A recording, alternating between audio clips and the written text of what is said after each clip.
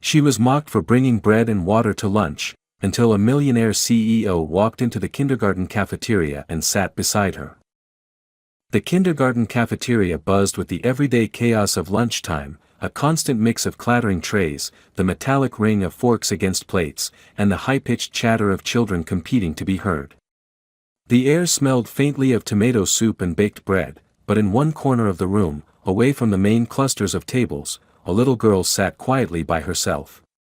5-year-old Emma Harper had chosen the far end of a small table, her shoulders drawn in slightly, as though she were trying to take up less space. In front of her was a plastic container with a single piece of plain bread and a small bottle of water, the kind sold in bulk at the corner store. She peeled at the crust with her fingers, not because she didn't like it, but because the act gave her something to do that didn't require looking up. Across the room, at a table packed with children, a few eyes kept darting in her direction. They were whispering at first, their faces twisted into sly grins, but soon the snickering grew louder. One boy called out something about poor lunches for poor kids, and another giggled loudly enough for the words to carry. Emma's cheeks flushed, but she didn't lift her head. Instead, she took a sip of her water and stared at the table as if she could disappear into it. She had learned that reacting only made things worse. Her mother, Susan, worked 2 jobs to cover the rent on their tiny apartment and pay the kindergarten fees.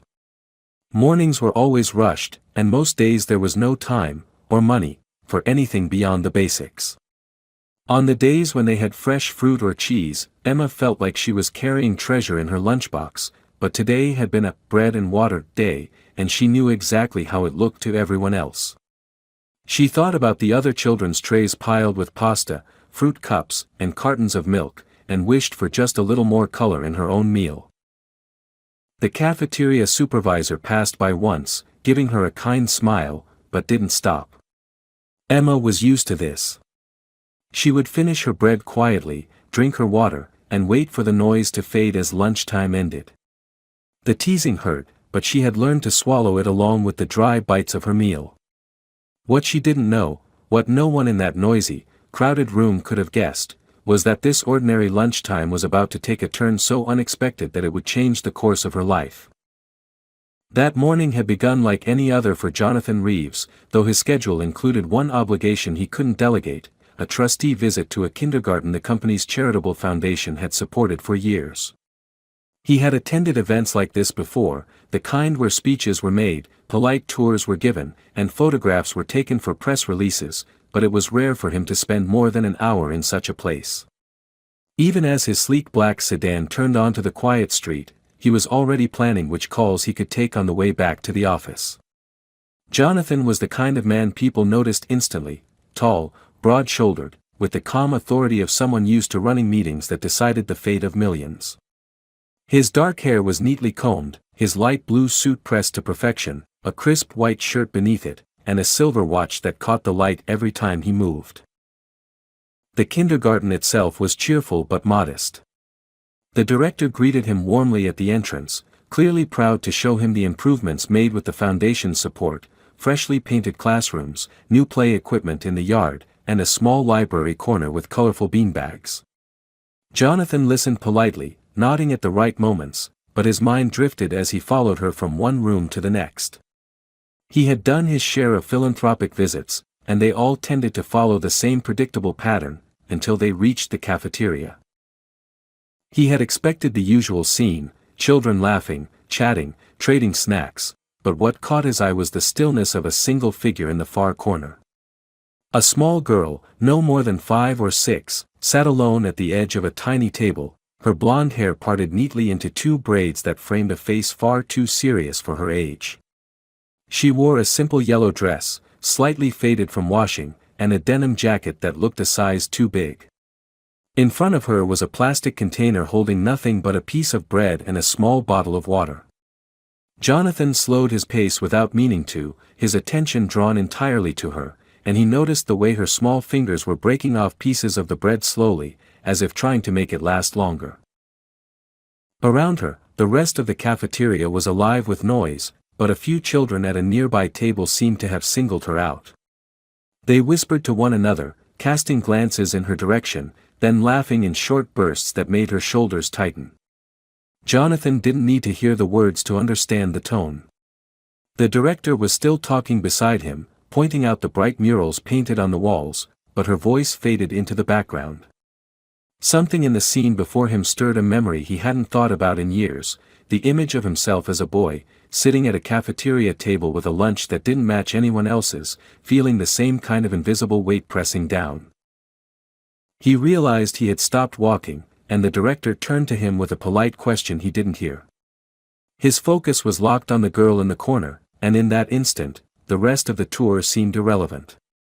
Without excusing himself, he moved toward her, each step feeling oddly deliberate, as though he were crossing more than just the cafeteria floor. He had no plan, no carefully crafted line prepared for this kind of moment. All he knew was that something in him refused to walk past and pretend he hadn't seen her. Whatever business had brought him here today, it no longer mattered nearly as much as the quiet, solitary figure with the bread and water. Jonathan reached the end of the cafeteria and paused for a moment, feeling the curious glances of teachers and children on him, though he barely registered them. His eyes remained fixed on the little girl in the yellow dress. She hadn't noticed him yet, her attention was on the small crumbs she was picking from her bread, her movements slow and deliberate, as if eating too quickly might make the moment end before she was ready. He could see the faint tension in her shoulders, the way she hunched slightly over the table as though bracing herself against the noise and stares that surrounded her.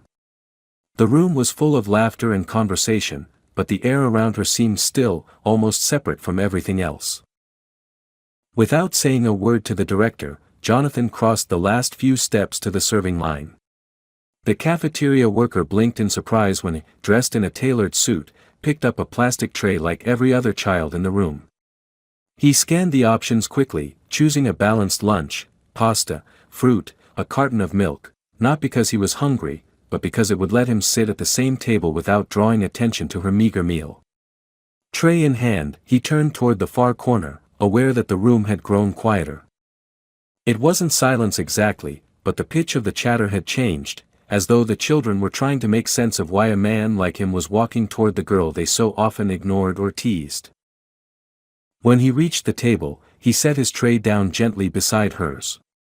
She looked up in surprise, her large blue eyes widening slightly as if she couldn't quite believe he was standing there.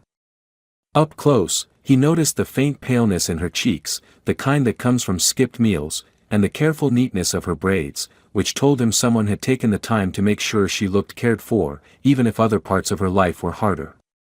He crouched down so his gaze met hers directly, and his voice softened in a way it rarely did in boardrooms. "Hi. Mind if I sit here?" For a moment she just blinked at him, glancing quickly toward the table of children who had been whispering earlier, as if expecting them to laugh. When they didn't, at least not immediately, she gave a small, uncertain nod. Jonathan slid onto the bench, placing his tray so it didn't crowd her space. He picked up his fork and began eating casually, as though this were the most natural arrangement in the world. The children who had been mocking her were now watching openly, their earlier smirks replaced with confusion. A few exchanged looks, as if trying to understand why the man in the immaculate suit would choose this table over any other. The teachers seemed equally puzzled, though no one interrupted. He didn't start with questions. Instead, he began to talk about something unrelated, a story from his own childhood about the day he had accidentally brought the wrong lunch to school. He described how he had been in a rush that morning and grabbed a can from the pantry without looking closely, only to discover at lunchtime that it was dog food. He told it with a light tone, exaggerating his younger self's horror at the discovery, and was rewarded with a small giggle from her. It was quick, almost shy, but it was there, and Jonathan felt a surprising sense of relief at the sound. He offered her a grape from his fruit cup, sliding it across the table. She hesitated, looking at him as if unsure whether it was really meant for her, and when he nodded, she took it between her small fingers and popped it into her mouth. That simple act seemed to shift something in the air. The tension in her shoulders eased slightly, and she began to glance at him more directly, though still with a kind of cautious curiosity. Around them, the noise of the cafeteria slowly returned, though it was different now, less sharp, less charged with the cruel energy it had carried earlier. The children at the other table seemed to have lost their taste for teasing, perhaps because they didn't know how to compete with the quiet authority of a man like Jonathan choosing her company over theirs. He could see them turning away, their attention drifting elsewhere, and he knew without having to say anything that this small decision, to sit here, to eat with her, had changed the dynamic for the rest of the day, maybe longer. For Emma, the lunch would still end, the afternoon would still come, but this moment had left a mark. Someone had noticed her. Not just noticed, but chosen her over everyone else in the room. Jonathan didn't yet understand why he'd felt compelled to act, but as he picked up another forkful of pasta, he knew with absolute certainty that walking past her had never been an option. As the noise in the cafeteria swelled back to its usual hum, Jonathan found himself studying the girl more closely. She had a way of holding herself that was both guarded and polite, as if she had learned that the safest way to get through the day was to take up as little space as possible. He didn't want to overwhelm her with direct questions, so he steered the conversation toward light, safe topics, animals, favorite colors, the kind of games she liked to play. She answered in short sentences at first, her voice soft, almost testing the air to see if it was safe to speak. But as the minutes passed, something in her began to loosen. She told him about how she liked to draw flowers in the margins of her notebooks, about the swing in the playground that went higher than the others, and about a book her teacher had read last week that she wished she could take home. Jonathan listened intently, nodding and smiling in the right places, but more than her words, he noticed the subtle shifts in her expression. When she spoke about the swing, her eyes lit up; when she mentioned the book, her fingers curled around the edge of her bread as though holding on to a small wish. He recognized in her a quiet resilience that was far beyond her years, and it made him think of moments in his own childhood when small kindnesses from unexpected places had meant the world. Halfway through their conversation, he took the risk of asking about her lunch. He didn't want to embarrass her, so he spoke lightly, almost as if he were asking why she liked a certain color. "Is bread your favorite?" he said with a hint of a smile. She gave a little shrug and said her mom made her lunch every day, but sometimes there wasn't much to pack. She said it without complaint, as though it were a fact like the weather or the time of day. Something about the casual way she accepted it made his chest tighten. He told her another story then, this one about a time when he had traded half his lunch for a friend's cookie, only to realize later that the friend had given him the last thing he had to eat that day. He wanted her to hear that kindness mattered, even in small exchanges. She listened, tilting her head slightly, as though weighing the meaning of the story.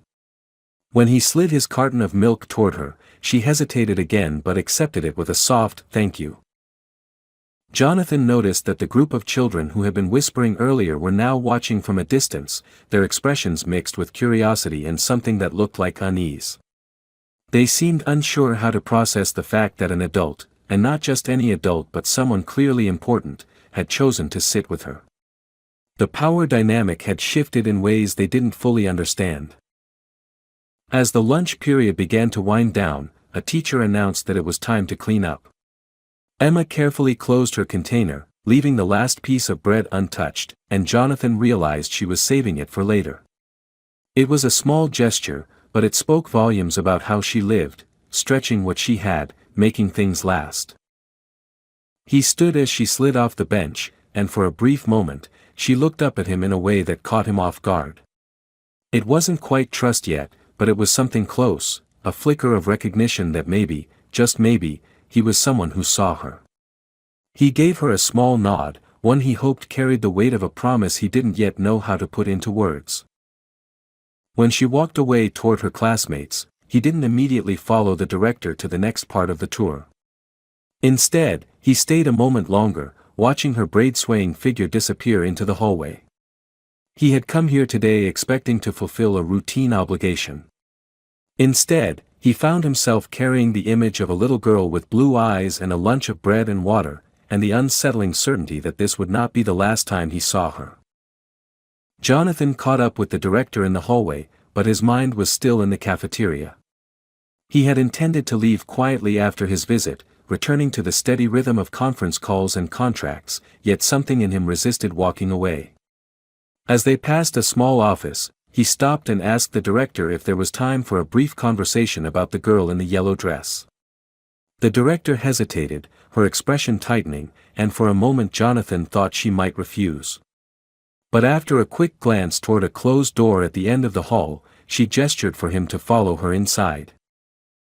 The office was modest, with a desk piled high with folders and a bulletin board crowded with notices. She motioned for him to sit, then lowered herself into the chair opposite. Her voice softened when she spoke, as if she were choosing her words carefully. The girl's name was Emma Harper. Her mother, Susan, was raising her alone. They lived in a small one-bedroom apartment on the edge of town, and Susan worked nights cleaning offices, along with a few daytime shifts at a grocery store. Money was tight, and some months it was a struggle just to cover rent and utilities. The bread and water lunch wasn't a rare occurrence, it was the reality on days when Susan had to stretch their groceries as far as they would go. Jonathan listened without interrupting, his fingers pressed together beneath his chin. The description painted a picture he recognized all too well. His own mother had been in a similar position once, working 2 jobs after his father left, and he remembered the way she had guarded her pride fiercely, refusing to ask for help unless there was no other choice. He asked the director whether the kindergarten offered assistance for families in need. She explained that there were programs, but funding was limited, and often the help didn't reach every child who needed it. Jonathan's jaw tightened as he thought about the ease with which his company moved millions for projects that mattered far less than this. The director added that Emma was a bright, well-behaved child, but she kept to herself. Some of the other children teased her, sensing the differences they didn't fully understand. Teachers intervened when they could, but they couldn't erase the sting of being singled out. Jonathan could imagine it vividly, the quiet ache of feeling separate from everyone else, the way it lingered long after the day ended. When the meeting concluded, Jonathan stood but didn't immediately leave. He asked the director one more question: was there a way to help without making it obvious that the help came from him? He didn't want Emma or her mother to feel indebted or singled out. The director's eyebrows lifted slightly, as though she hadn't expected the question, and she nodded, saying she could think of a few discrete options. Jonathan walked out into the crisp afternoon air with the conversation still echoing in his mind. The visit had been scheduled as little more than a formality, but it no longer felt that way. He could have told himself it wasn't his problem, that he was just a passing figure in the girl's life, yet the image of her sitting alone with her plain lunch refused to fade. There was a heaviness in him now, a pull toward action he couldn't quite explain. He had been trained to identify needs in business and fill them efficiently, perhaps the same skill could apply here. That night, in the quiet of his apartment, he found himself opening his laptop and researching programs for school meal support. He thought about direct donations, about scholarships, about ways to make sure no child in that kindergarten would ever have to eat bread and water for lunch again. But it wasn't just about the meals, it was about the dignity that came from knowing you were seen, that someone cared enough to change your circumstances without demanding anything in return. He realized, with a certainty that startled him, that he was already past the point of simply walking away. Emma Harper, a 5-year-old stranger he had met only hours before, had somehow become the center of a decision that might alter both their lives. Jonathan's decision to help Emma and her mother began quietly, almost invisibly, as though he were slipping threads into the fabric of their lives without drawing attention to the weave. The morning after his visit to the kindergarten, he called his personal assistant and instructed her to prepare a transfer to the school support fund. It wasn't a token amount meant for a photo opportunity, it was enough to guarantee that every child enrolled would have access to free breakfasts and lunches for the next 3 years. He emphasized that the donation should be anonymous and that no public acknowledgement was to be made. For him, the point wasn't recognition, it was to ensure that no child, and especially no small girl with braids and blue eyes, would have to face a lunch of bread and water again. But that was only the beginning. Jonathan knew that food security at school was one thing, stability at home was another. Through discreet channels, he learned more about Susan Harper's situation. Her night job cleaning offices paid poorly, and her grocery store shifts were unpredictable. There were months when she worked 70 hours and still barely covered her bills. Jonathan could have written a check to cover her expenses, but he understood the danger of one-time relief. It didn't solve the root of the problem. Instead, he began working with the HR department at his company to create a new position, one that would fit her skills, offer consistent hours, and come with benefits. When the job posting appeared, it was sent directly to her through a recruiter who described it as a community partnership initiative. She had no idea that the man who had shared lunch with her daughter was the same man opening this door for her. While those plans moved forward, Jonathan found himself thinking about Emma more often than he expected. He arranged his schedule so that he could occasionally drop by the kindergarten under the guise of checking on the foundation's projects. On those visits, he would spot her in the playground or in the reading corner, usually with a book in her lap, her expression absorbed. He never lingered long enough to make it obvious, but each time he saw her, he felt that same pull he had experienced in the cafeteria, an instinctive need to make sure she was safe, that her small world was growing rather than shrinking. One afternoon, about 2 weeks after their first meeting, Jonathan returned to the school with a delivery.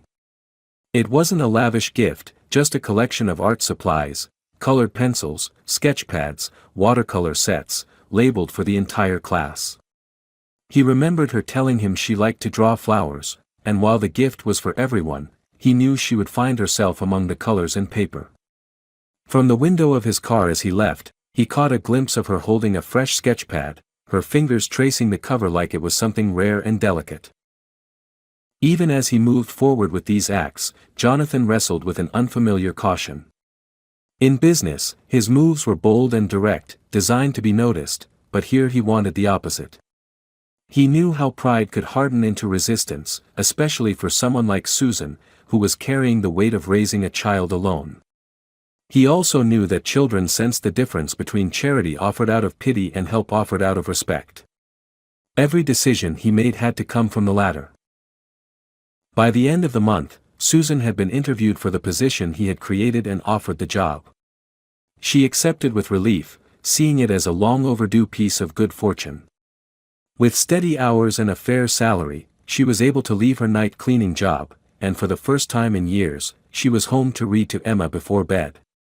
Jonathan learned of this from the school director, who mentioned how much happier Emma seemed in recent weeks.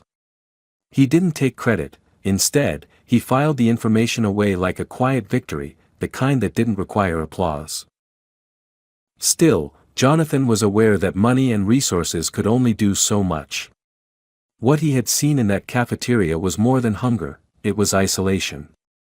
That was harder to mend, and it wasn't something he could fix from the shadows forever. He didn't yet know how or when, but a part of him was already planning for the moment when Emma would understand that the man who had sat beside her with a tray of pasta wasn't just a stranger passing through her life. He was someone who had decided, in that single moment, to step into it and stay. It was a Saturday afternoon when Jonathan visited Susan's apartment for the first time. The visit wasn't planned as a grand gesture. He had stopped by to drop off some paperwork for her new job that required a signature, and she had invited him in for coffee. The building was old but clean, the kind of place where tenants looked after what little they had. Inside, the space was small but orderly, with a single living room that doubled as a dining area and a narrow hallway leading to the bedroom Emma and her mother shared. The scent of fresh laundry hung in the air, and on the wall above a small bookshelf were several framed photographs, moments of a life Jonathan knew nothing about.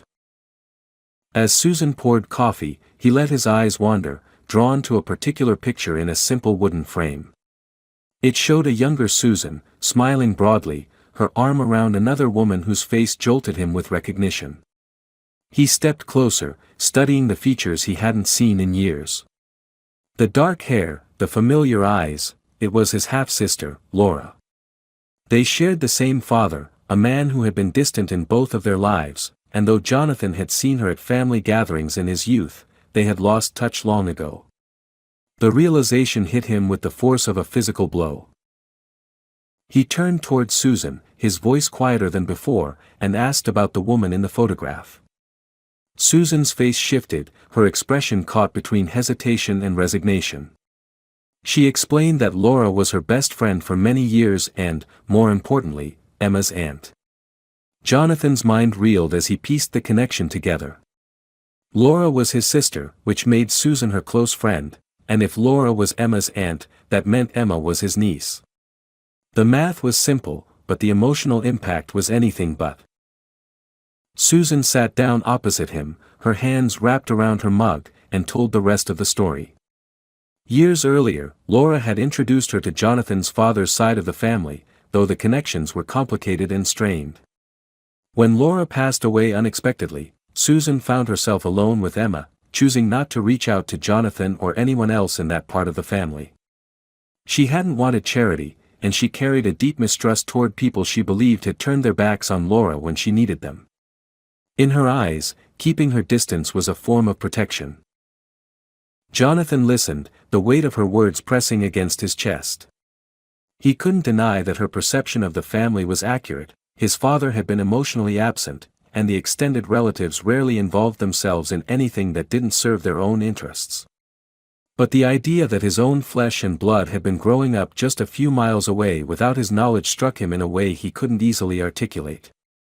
He thought back to the day in the cafeteria, to the inexplicable pull he had felt toward Emma, and now understood that some part of him might have recognized her even then, in ways beyond reason.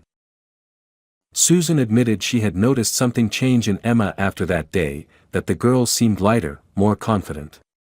She thanked him for his kindness, though she didn't yet know the full extent of what he had done.